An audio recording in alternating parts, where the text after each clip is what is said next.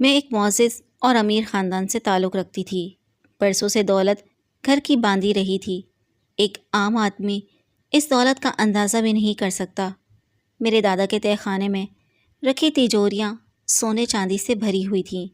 ہمارے پائے کے کم ہی لوگ نواب شاہ کے زمیندار طبقے میں رہے ہوں گے۔ میں اس متمول خاندان کی چشم و چراغ تھی۔ یہ اللہ تعالیٰ کی رضا کہ جہاں بے پناہ دولت سے نواز دیتا ہے وہاں اولاد کی نعمت نہیں ملتی۔ میرے والد صاحب نے 2 شادیاں کی لیکن اولاد کی خوشی نصیب نہ ہوئی۔ جب کافی عرصہ گزر گیا اور وہ بڑھاپے کی حدود کو چھونے لگے تو بابا جان کی دونوں بیویوں نے آپس میں مشورہ کیا کہ اب بھی گھر میں کوئی اولاد نہ ہوئی تو جائیداد اور دولت کا کون وارث ٹھہرے گا۔ تبھی دونوں سوکنوں نے اتفاق رائے سے ایک غریب خاندان کی لڑکی سے والد کی تیسری شادی کروا دی۔ میری ماں نوعمر اور خوبصورت تھیں جبکہ والد عمر رسیدہ۔ یہ پہلی غریب خاندان کی لڑکی بابا جان کے خاندان میں بہو بن کر آئی، جبکہ روایت کے مطابق زمیندار گھرانے کے رشتے ناتے زمیندار یا پھر ہم پلہ دولت مند گھرانوں میں ہی ہوتے تھے۔ خاندان سے باہر شادی کرنا بھی عیب تصور ہوتا تھا۔ میں اسی غریب عورت کی کوکھ سے پیدا ہوئی جو بابا جان کی تیسری بیوی بنی تھی۔ میری پیدائش بھی خاندان والوں کے لیے خوشی لائی کیونکہ والد صاحب کافی عمر رسیدہ ہو چکے تھے۔ سبھی مایوس تھے کہ اب اس عمر میں اولاد کیوں کر ہوگی اور سب یہ خوشی دیکھ سکیں گے۔ تینوں ماؤں نے میری پرورش نہایت محبت و پیار سے کی۔ سب ہی کی آنکھ کا تارا تھی۔ مجھ میں شہزادیوں کا سا غرور اور پریوں کا سا حسن تھا۔ کسی کی مجال نہ تھی کہ میرے حکم سے سرتابی کرتا۔ جو ہی میں نے ہوش سنبھالا والدین کو میری شادی کی فکر ستانے لگی۔ میں تب 11 برس کی تھی اور والدہ کی کوکھ دوبارہ ہری ہو گئی۔ اس بار خالق نے کرم کیا۔ خاندان بھر کی دیرینہ آرزو پر آئی اور بابا جان کو اولاد نرینہ کی خوشی عطا ہوئی۔ وہ تو اس آرزو میں جی رہے تھے۔ گاؤں بھر میں خوشی منائی گئی۔ اب وہ وارث والے ہوئے تھے۔ 1.5 سال بعد ایک اور بیٹا ہوا اور ان کی لالوں کی جوڑی مکمل ہو گئی۔ میرے دونوں چھوٹے بھائی بھی میری طرح خوبصورت تھے۔ ہماری حویلی کے اہل شہزادے تو اب آئے تھے۔ ناز و نم سے ان کی پرورش ہونے لگی۔ بیٹوں کی پیدائش کے بعد لگتا تھا کہ والد صاحب پر جوانی لوٹ آئی ہو۔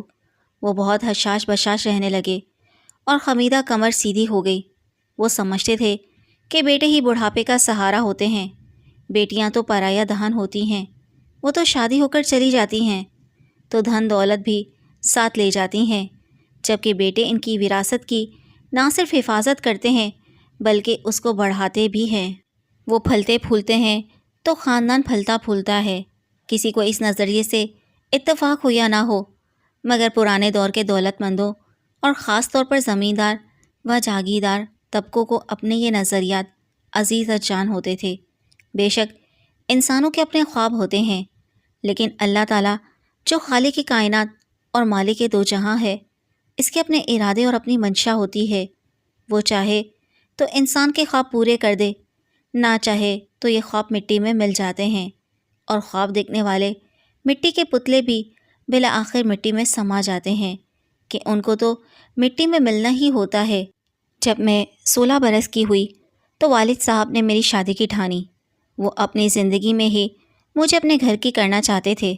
وہ خوب سمجھتے تھے کہ اگر دولت مند باپ کی آنکھیں بند ہو جائیں تو رشتہ دار حتیٰ کہ خود بیٹے بھی اپنی بہن کا کب بھلا سوچتے ہیں، سب پہلے اپنا ہی بھلا سوچیں گے۔ بدقسمتی سے خاندان میں دور و نزدیک میرے لائق کوئی لڑکا نہ تھا۔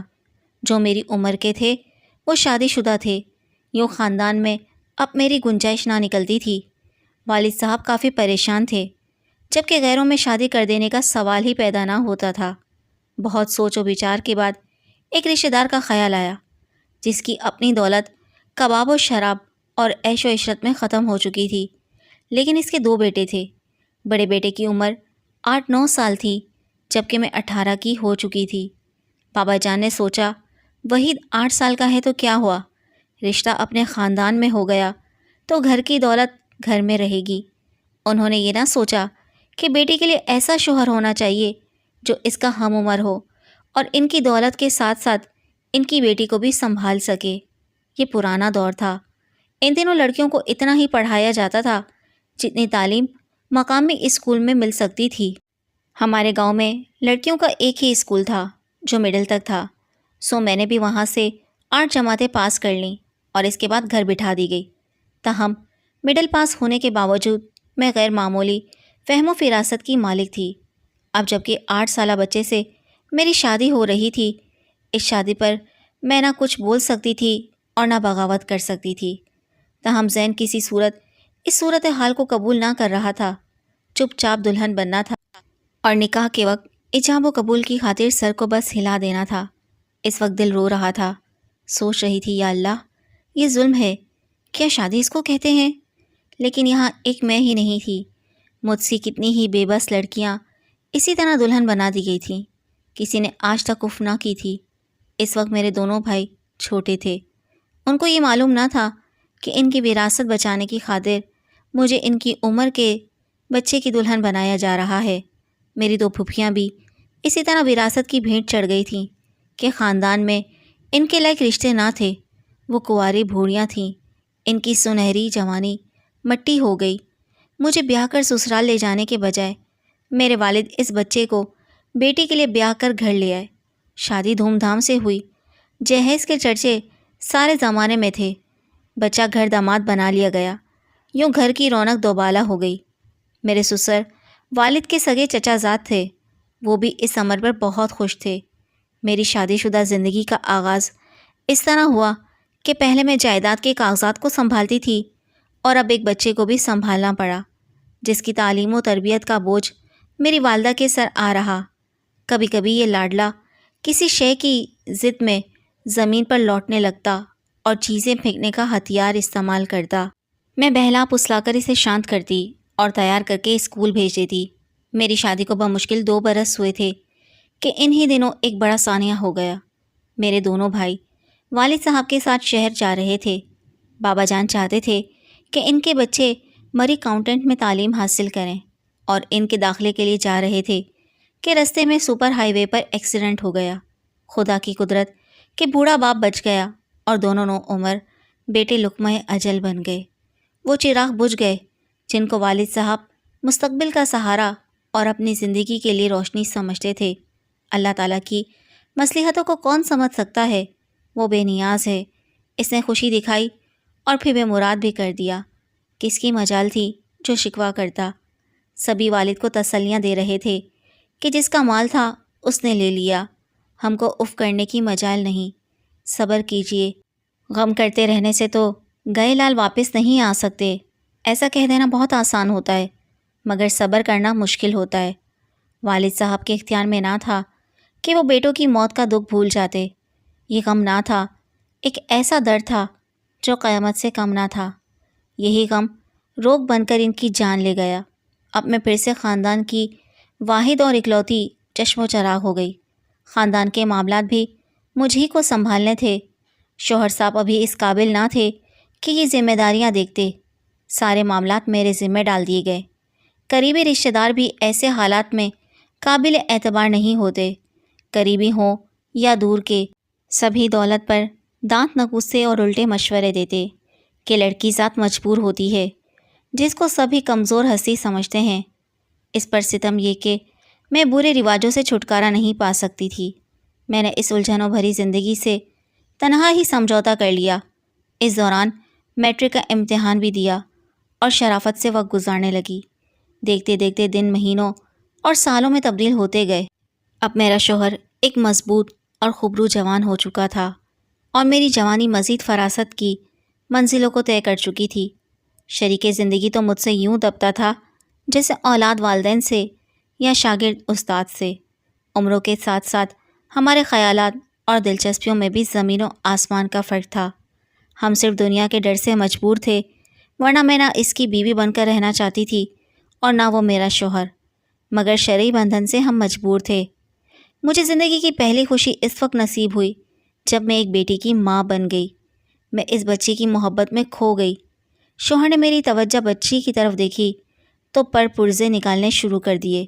مجھے معلوم ہو گیا کہ وحید اپنی ایک ہم عمر غریب لڑکی سے عشق کرنے لگا ہے اور اس سے چھپ کر ملتا ہے، خرچہ وغیرہ بھی اسے ٹھیک ٹھاک دیتا ہے۔ گویا اس نے نکاح کے بغیر ایک باندی باندھ رکھی تھی، وہ اب زیادہ تر وقت اس کے پاس ہوتا ہے۔ مجھے کچھ اعتراض نہ ہوا، میری جوانی آہستہ آہستہ بڑھاپے کی طرف سفر کر رہی تھی، لہٰذا اس بات کی پرواہ نہ کی۔ میرا وقت اپنی بچی اور زمین اور جائیداد کے معاملے کی دیکھ بھال میں گزرتا تھا، اور شوہر کا اپنی معشوقہ کے پاس۔ ہم دونوں ہی ایک دوسرے سے فرار چاہتے تھے، سو ایک دوسرے سے بے نیاز ہو کر اپنی اپنی راہوں پر رواں دواں تھے۔ زندگی اسی طرح روکھی پھیکی گزرتی رہی، یہاں تک کہ بیٹی 16 سال کی ہو گئی۔ اب مجھے اس کی شادی کی فکر ہوئی، اور مجھ پر وہی مشکل آ پڑی کہ خاندان میں اس کے جوڑ کا کوئی رشتہ موجود نہ تھا۔ 2-3 رشتے یا تو عمر میں بڑے تھے یا لڑکے غلط سوسائٹی میں اٹھتے بیٹھتے تھے۔ اس طرح کا کوئی بطور داماد مجھے قبول نہ تھا۔ آخر ایک دن وہ بھی آ گیا جب ہم کو اپنی بیٹی کی قسمت کا فیصلہ کرنا تھا۔ خاندان کے سب بزرگ گھر کے بڑے کمرے میں جمع تھے۔ وہ ایڑی چوٹی کا زور لگا رہے تھے کہ رشتہ لڑکی کے والد کے خالہ زاد بھائی سے کیا جائے جو عمر میں اس سے بڑا تھا اور 2 بیویوں کا شوہر تھا، یا پھر اس کی سوتیلی والدہ کے بھائی کے لڑکے سے جو ابھی 7 برس کا تھا۔ دوسرا رشتہ خاندان میں موجود نہ تھا۔ میں اس بات پر اڑ گئی کہ میری بیٹی کا رشتہ ہوگا تو موضوع ہوگا، چاہے غیروں میں کیوں نہ ہو۔ مجھے اپنی بیٹی کی خوشیاں عزیز تھی، دولت کی تو کمی نہ تھی۔ آخر میں نے فیصلہ سنا دیا کہ میں تعظیم کا رشتہ وہاں کروں گی جہاں وہ راضی ہوگی۔ میں اس کی رضامندی پوچھ کر ہی رشتہ کروں گی۔ اس بات پر تو ایک قیامت اٹھ کھڑی ہوئی۔ خاندان کے سب لوگ آگ بگولا ہو گئے اور برادری نے ہمارے بائیکاٹ کا عندیہ دے دیا، مگر مجھے کسی بات کی پرواہ نہ تھی۔ میری تعظیم رو رہی تھی، بھلا اس کی آنسوں کے سوا میرے لیے اور کون سی شے قیمتی ہو سکتی تھی۔ میرے بہت اصرار پر بالآخر اس نے بتا دیا کہ وہ محب خان کو پسند کرتی ہے، جو ہمارے مینیجر کا لڑکا تھا، اور اس کے والد نازش خان مدت سے ہماری زمینوں کا انتظام سنبھالتا تھا۔ اس کا دادا میرے دادا کا وفادار تھا، باپ میرے والد کا بااعتماد ملازم تھا۔ اس خاندان کی وفاداری میں کسی قسم کا شبہ نہیں کیا جا سکتا تھا، تاہم خاندانی روایت کے مطابق انہیں ہم لوگ اپنے برابر بھی نہیں بٹھا سکتے تھے۔ بہرحال یہ ہمارے ملازم ہی تو تھے۔ میں نے محب خان کو دیکھا تھا، بہت خوبصورت لڑکا تھا، ہوشیار اور تمیزدار۔ وہ میرے ہی خرچے پر کالج میں پڑھتا تھا اور لائق طالب علم تھا۔ کبھی کبھار نازش خان اسے زمینوں سے متعلق حساب کتاب کے کھاتے دے کر میرے پاس بھجوا دیا کرتا تھا۔ چونکہ یہ لوگ ہمارے ہاں پشتوں سے خدمتگار تھے، لہٰذا ان سے پردہ نہیں کیا جاتا تھا۔ تعظیم نے مجھے بتایا کہ کالج میں وہ اور محب خان ہم جماعت ہیں۔ میں نے سارے خاندان کی مخالفت کے باوجود بیٹی کو شہر کے کالج میں اسی وجہ سے بھیجا تھا کہ اس کو تعلیم یافتہ دیکھنا چاہتی تھی، اور اب ماحول بھی پہلے جیسا نہ رہا تھا کہ جب لڑکی پڑھنے کے لیے گاؤں سے باہر نہ جا سکتی تھی۔ محب خان تعظیم سے 1.5 سال بڑا تھا، وہ بھی شہر کے اس کالج میں پڑھ رہا تھا، سو مجھ کو اطمینان تھا کہ میری بیٹی وہاں اکیلی نہیں جاتی، گھر کے فرد جیسا ایک شخص اس کے ساتھ ہوتا ہے۔ تبھی یہ جان کر حیرت ہوئی کہ وہ اپنے ہی مینیجر کے لڑکے سے محبت کرنے لگی۔ پہلے تو میں پریشانی کے عالم میں گمسم رہی، بعد میں جب کافی غور کیا تو عقل نے کہا کہ اسے پریشانی والی کون سی بات ہے؟ غریب اور امیر میں شادی آخر اتنا بڑا یا کوئی حیرت بھرا مسئلہ ہے؟ میری ماں بھی تو ایک غریب گھرانے سے ہی تھی۔ اگر بیٹی کسی غریب مگر اچھے لڑکے کو پسند کرتی ہے تو اس کے ساتھ شادی پر مجھے اعتراض نہیں ہونا چاہیے، اور اس بات پر اعتراض کہ وہ کیوں محب خان سے محبت کرتی ہے، یہ بھی اچنبھے کی بات نہ تھی۔ محبت کرنا تو اس عمر کا تقاضا تھا۔ یہ ضروری تو نہیں کہ محبت کسی دولت مند یا جاگیردار کے بیٹے سے ہی ہو، کسی غریب یا متوسط طبقے کے لڑکے سے بھی محبت ہو سکتی ہے۔ محبت روایت کی اسیر تو نہیں ہوتی۔ یہ وہ منطقی دلائل تھے جو میرا ذہن مجھے دے رہا تھا۔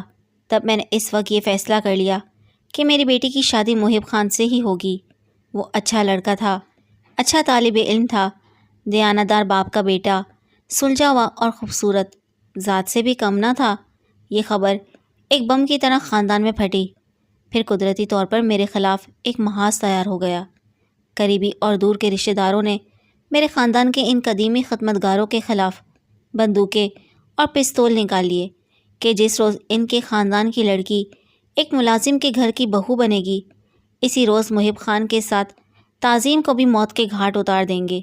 مخالفت اتنی بڑھی کہ مجھ تنہا عورت کے لیے اس طوفان کا مقابلہ کرنا مشکل ہو گیا۔ مجھے یقین ہو گیا کہ اب میں باقاعدہ رواج کے مطابق دھوم دھام سے بیٹی کو دلہن بنا کر رخصت نہیں کر سکتی۔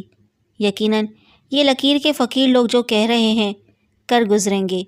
وہ سبھی بڑے زمیندار اور با اثر لوگ تھے۔ ان کا کسی ملازم کے لڑکے کو قتل یا غائب کرا دینا کوئی دشوار امر نہ تھا۔ تبھی بہت سوچ و بچار کے بعد میں نے ایک ایسا قدم اٹھا لیا جس کا کوئی تصور نہ کر سکتا تھا۔ میں نے چپکے سے تعظیم کا پاسپورٹ محب خان کے ساتھ اس طرح بنوایا کہ ان کو اجازت دی کہ وہ پہلے کورٹ میں نکاح پڑھوا لیں۔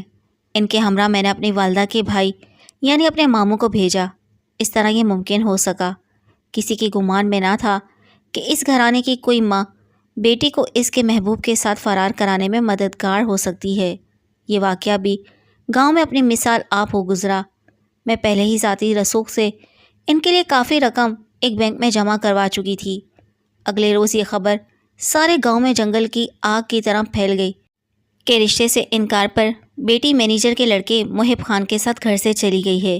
ہماری وفادار ملازمہ نے یہ بات ہر طرف پھیلا دی کہ جب بڑی مالکن نے سختی سے تعظیم بی بی کو اس شادی سے منع کر دیا تو وہ بہت روئی، اور صبح جب بڑی بی بی نے دیکھا وہ اپنے کمرے میں موجود نہ تھیں، میں لوگوں کے دکھاوے کو کئی دن تک روتی رہی، لیکن دل سے بیٹی کی خوشی اور اچھے نصیب کے لیے دعائیں بھی کرتی تھی، کیونکہ نصیب تو اللہ تعالیٰ نے بنانا ہے۔ میں نے تو اس کی خوشی کے لیے اپنی دانست میں ایک موزوں جیون ساتھی سے دیا تھا۔ سچ شکر کہ میرا فیصلہ برا ثابت نہ ہوا۔ تعظیم پہلے کراچی میری ایک سہیلی کے پاس رہی۔ بعد میں جب دونوں کا ویزا لگ گیا تو وہ باہر چلے گئے، جہاں انہوں نے اعلیٰ تعلیم حاصل کی اور ازواجی خوشگوار زندگی گزارنے لگے۔ میں نے اللہ کا شکر ادا کیا کہ میری بچی جاہل ماحول میں بے جوڑ رشتے کی بھینٹ چڑھنے سے بچ گئی اور اپنے سے پیار کرنے والے شخص کی دلہن بن کر خوش اور آباد ہو گئی۔ اس کی قسمت اچھی تھی، میری دعاؤں سے اسے کوئی غم نہ دیکھنا پڑا۔